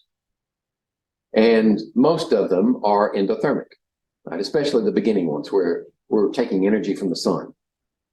So in that case, if the temperature increases, right, if the globe gets warmer, like global warming, then those reactions are going to shift more toward the products. It's a good thing. They'll be more productive with higher temperatures. So just because somebody says global warming is bad doesn't mean it is. In fact, when you think about it, where'd all that coal come from? Where'd all the oil come from?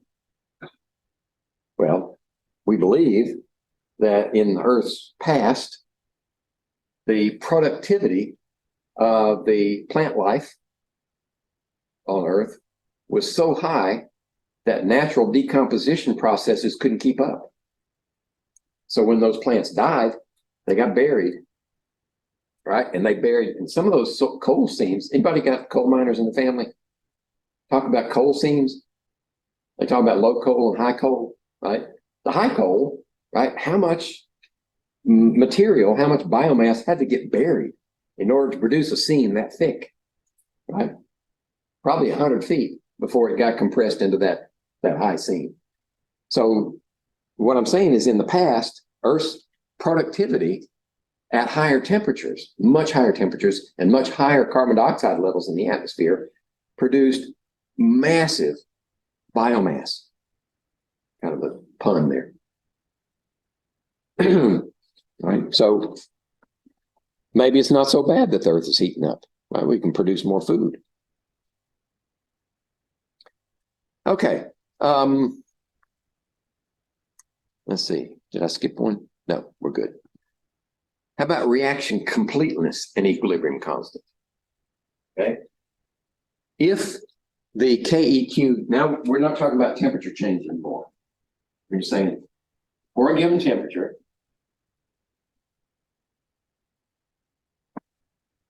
all right, we've got an equilibrium constant for the reaction. If one reaction has a large K value, what does that mean? That means the numerator is large and the denominator is small, isn't it? It's pure math. Chemically speaking, if this is large, that means this reaction produces lots of product before it reaches equilibrium. If the KEQ is small, then the denominator is small and the numerator is large, it produces very little product. So a small K is a reaction that lies to the left, and a large K is a reaction that lies to the right. Now, what if we write it in reverse? Well, then the K reverses, right? Because now the reactants are products and the products are reactants. So we have to take the inverse of the K to get that. All right. I sort of alluded to this earlier. The equilibrium constant, the equilibrium position are two different concepts. The equilibrium constant is exactly that. For a given temperature, it is constant, no matter what you start with here. But if you start with different conditions here, you may end up at a different equilibrium position. That means that the concentrations will be different, even if it's at equilibrium. Constant's constant, but equilibrium position is variable, depending on where you start.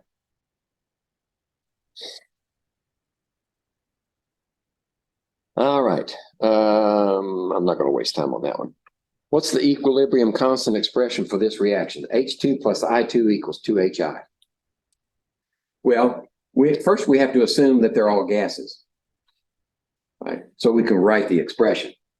So the KEQ in that case would be, what's the product? HI. To what power? The second power. Okay, the reactants go in the denominator. H2 to the first power times I2 to the first power. That's your equilibrium expression right there. Okay, assuming they're gases.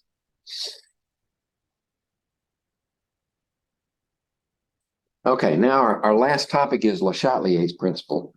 I think that's our last topic. Yeah. All right.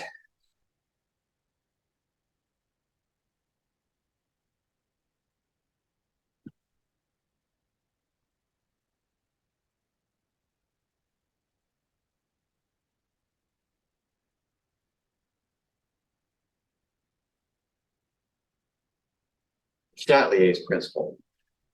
We're still dealing with equilibrium. What Le Chatelier said, I left off my hat. Here we go.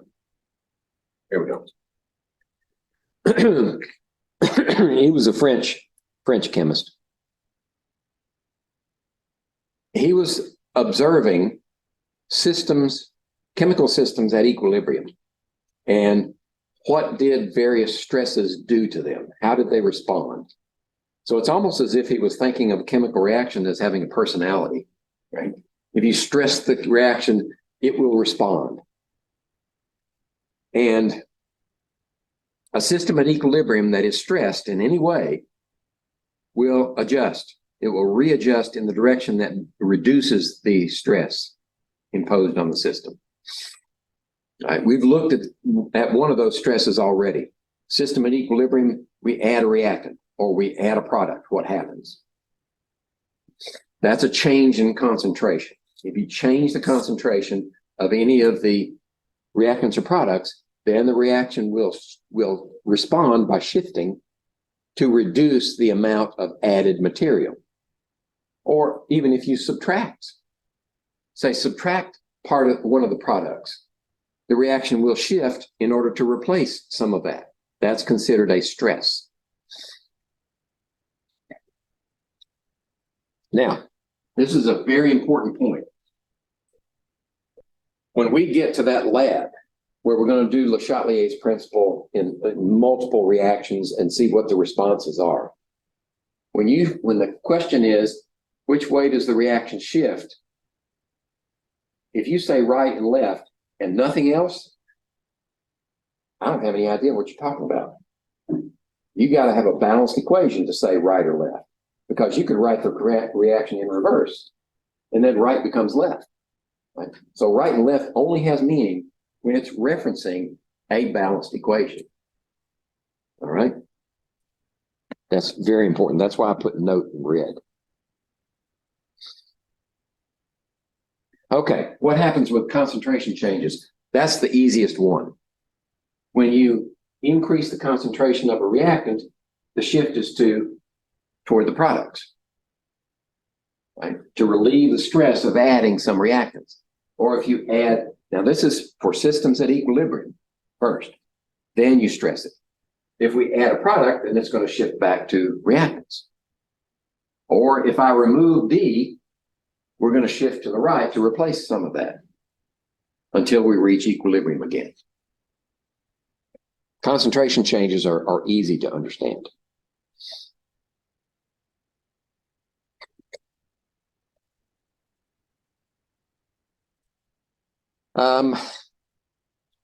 I guess this helps a little bit. All right, this is the Haber-Bosch process. And if we're at equilibrium in the first, in A, then we add a little hydrogen, what's going to happen? Well, hydrogen is a reactant, so we're going to produce more product. So over here, we produced more ammonia, but we had to use up some nitrogen with this added hydrogen in order to produce that ammonia.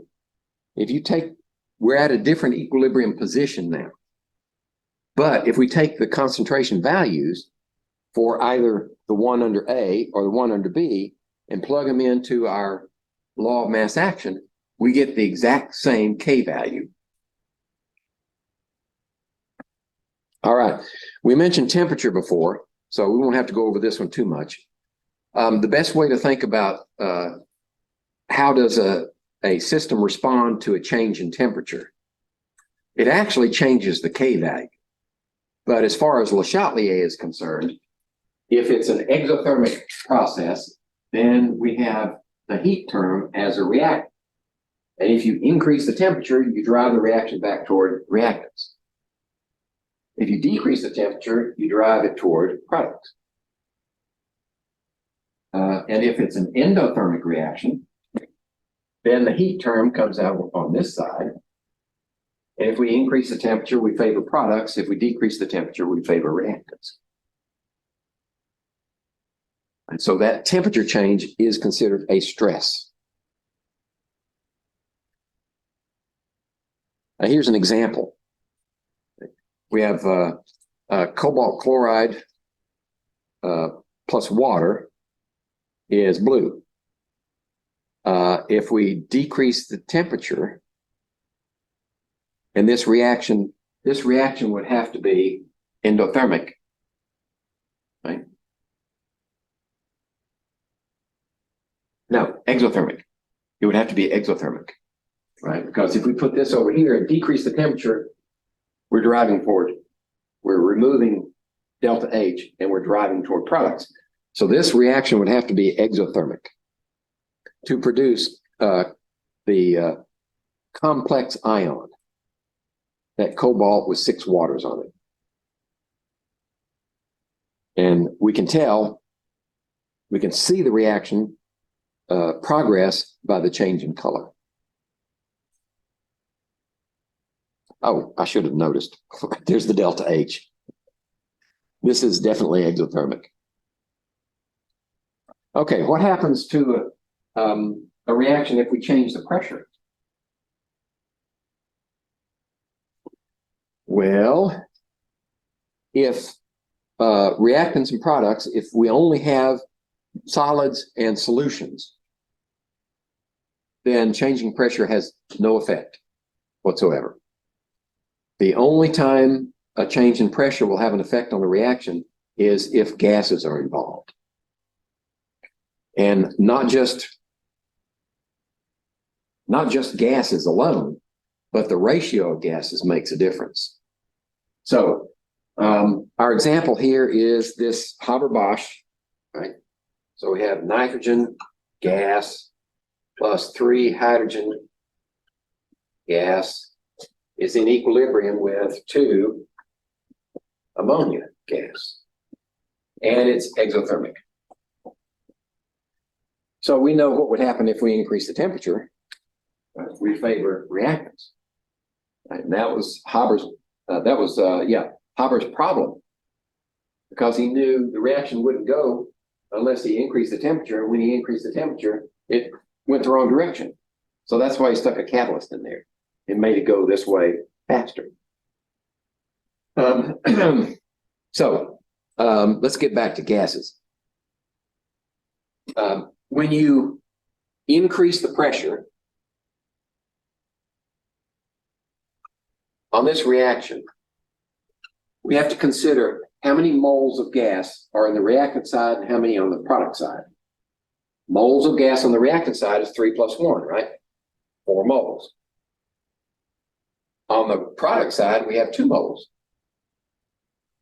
So when we increase the pressure, how does the reaction respond? Remember Avogadro's law. When you decrease the number of moles, if it's constant pressure, decrease the number of moles, then the volume decreases. Right? But if you don't change the volume, with our combined gas law, we know that if we decrease the number of moles, we also decrease the pressure. So the response for the reaction to an increase in pressure is to produce fewer moles of gas. And that would decrease the pressure. So if we increase the pressure on this system, we favor products. So that's what Haber did. Right? Not only did he increase the temperature, but he counteracted that with an increase in pressure of around 600 atmospheres. Okay. If we decrease the pressure, then the response is going to be toward more moles. Right? If we increase the volume, that decreases the pressure. We decrease the pressure by increasing volume, we're going to shift the reaction back this way toward the reactants. That's the effect of gas. All right. What if we increase the pressure by adding an inert gas? Will that have any effect on the reaction equilibrium? None whatsoever. Why? Because when we add an inert gas, it's not part of the reaction. If it's the same volume and we just pump more inert gas into it, are we increasing the number of collisions? No. No, the reactants are colliding at the same rate. We just got that inert gas in the way. So adding an inert gas to change the pressure has no effect on equilibrium. All right, how about a catalyst? I mentioned this earlier. Will adding a catalyst change the equilibrium? No. Catalyst only operates in here. Right? That's reaction rate. Equilibrium has to do with this one and that one. So when we add a catalyst, we're just making it get there faster. We're not changing the equilibrium balance at all. Okay. Concentration, temperature, and pressure can affect equilibrium according to Le Chatelier's principle, but we have to be sure that we use them correctly. Concentration is fairly easy to deal with. Temperature depends on whether it's exothermic or endothermic, and pressure depends on whether there are any gases involved and how many moles on each side. If we had a reaction that had the same number of moles on either side, we could change the pressure up and down all day long. It wouldn't change the equilibrium at all. Okay. Oh, concept question. Let's see. Yeah, we got time. All right. Let's make room.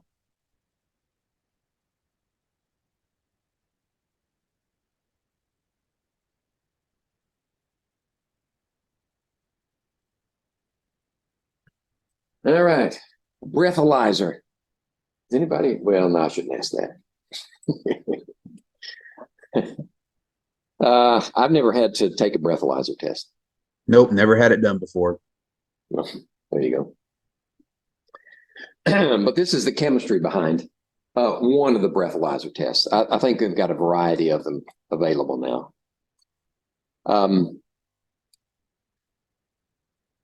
What happens is whenever you consume ethanol, alcohol, booze, beer, wine, whatever, your body, it's a volatile liquid, right? And at body temperature, there is a measurable vapor pressure set up with the ethanol in your system and the air around you. It comes out of your lungs. Right? So you have a certain amount of ethanol coming out in your breath. And that has been, over the years, has been worked out through actual blood tests, determine how much ethanol is in the blood, and compare that to what comes out of your breath. Then they have a chart that says, if you have this much in your breath, you got this much in your blood. So that's how it's correlated to blood alcohol. So they determine it by reacting it in the device with potassium dichromate and sulfuric acid. And it produces chromium sulfate, potassium sulfate, and CH3COOH. Right? Have I ever drawn that one for you? This one is the way it's usually written. Like that's acetic acid. Okay? But sometimes it's written like this, CH3COOH. The same molecule. Oops. Okay. So this chemical reaction produces a color change from reddish orange to green. And I'm pretty sure it has to do with the chromium. The chromium in dichromate is a reddish orange. In fact, I know that's true because we used to use what we call chromic acid. We take potassium dichromate and concentrated sulfuric acid and mix up mixture, and we put our pipettes in it, and it would clean them out. It was the best stuff. They don't let you use it anymore because of the chromium, but it worked better than anything else. And it was this color, reddish orange. But when this reaction, it undergoes this reaction where chromium is now combined with sulfate, it turns it to a green color. And the intensity of that green color is related to the amount of ethanol in your breath. Right? So there's a stoichiometry there. We've learned that word. So they're using stoichiometry against you. If you've been drinking and they do this test on you, then chemistry's not your best friend. So in this reaction, something is undergoing reduction to something else while something is undergoing oxidation to something else. Blank is oxidizing agent, something is reducing agent. So what we need is to write the equation and calculate. And this one's going to be difficult because we've got organics in here, and they're a little harder to deal with than inorganics when we're calculating the oxidation numbers. So I'm going to try to do it and see if I can do it without flubbing. Let's see, we've got 2K2 CR207, and then we've got 3 ethanols, CH3 CH2OH. Oops, I forgot the sulfuric acid. All right, that's going to be, I'm not going to have enough board. Let's start over.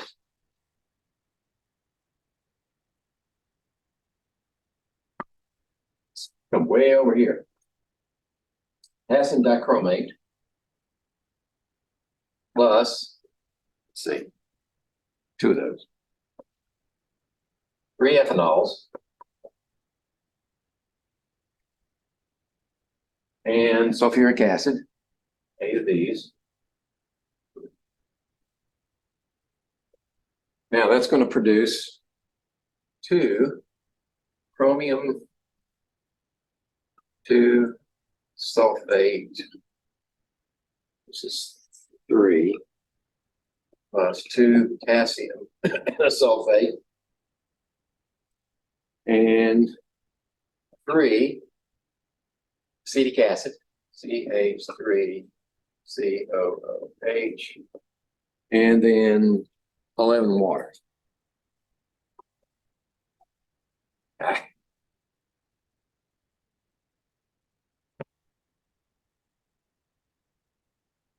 All right.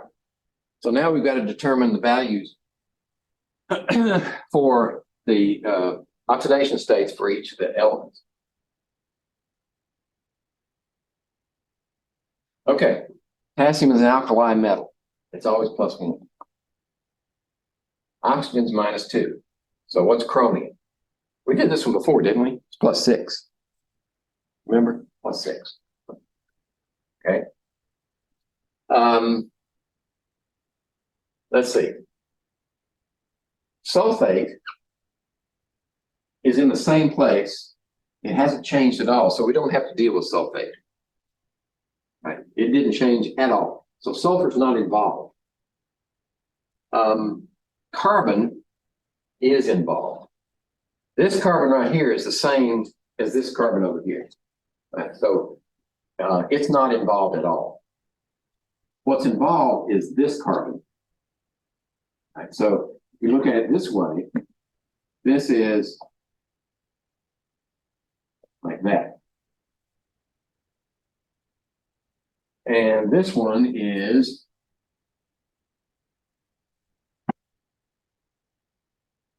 hydrogen, hydrogen, oxygen. Okay. Okay. These oxygens are the same on both sides. But there's a different oxygen over there. Well, even though it's got a double bond, it's still a -2. -2, -2, +1. So we're really focusing on, well, let's do the chromium first. This sulfate is a -2, right? Polyatomic ion is -2. So 3 times -2 is -6, right?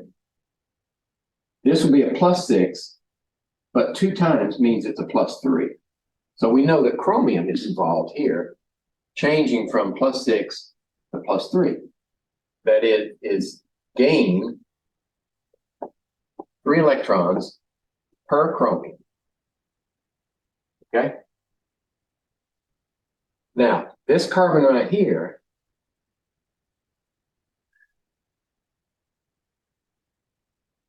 let's see.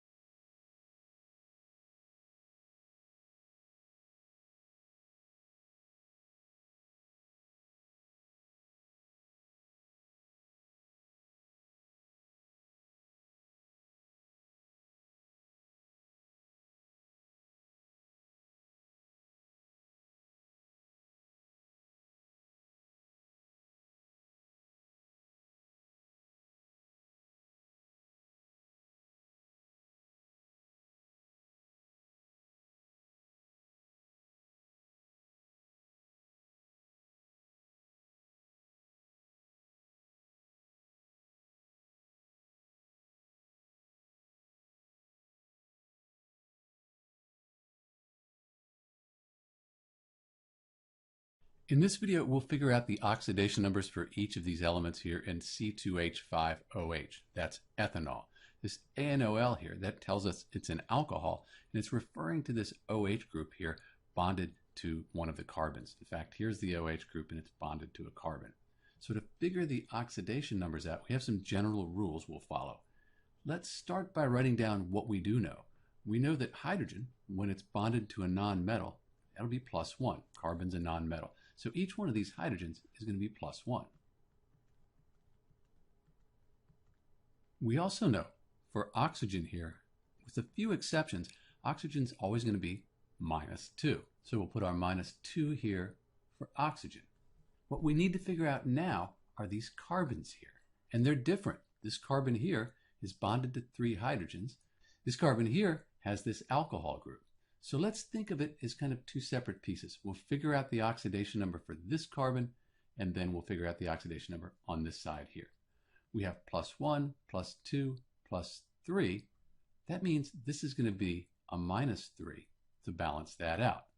On this side here, we have +1, +2, +3, and then we have this -2. So overall, this is +1. So to balance that out, this needs to be a -1.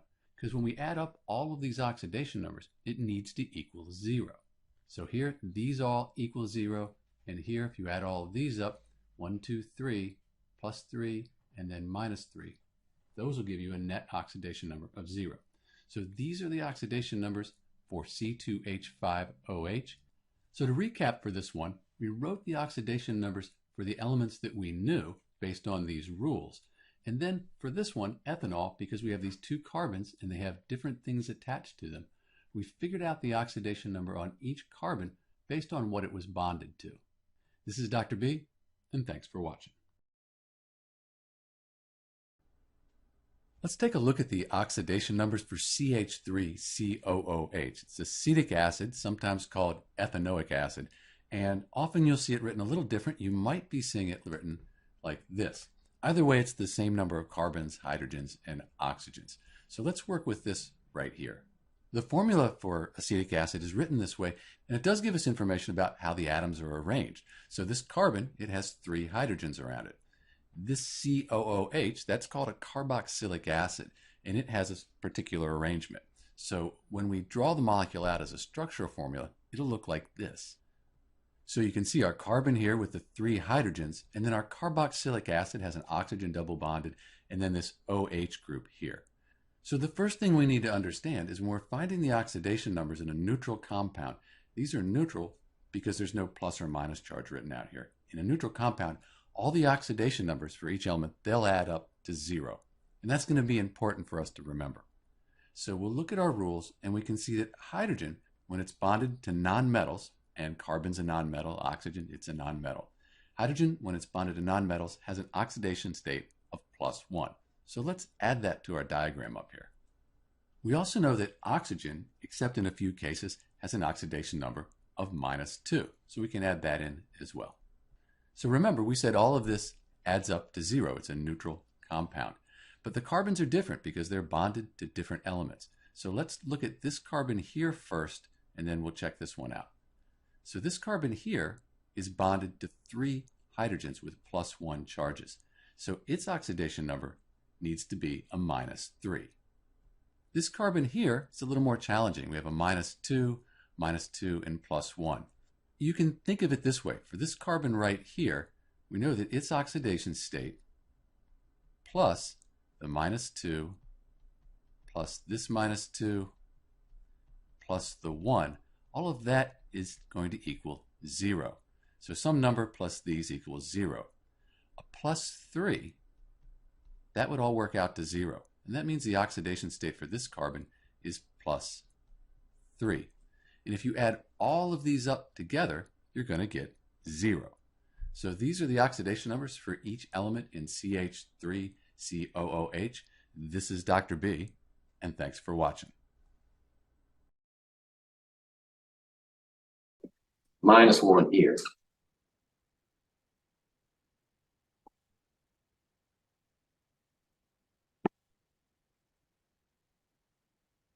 And 3 plus. I got that one right. So a -1 to a 3 plus is a loss of 4 electrons.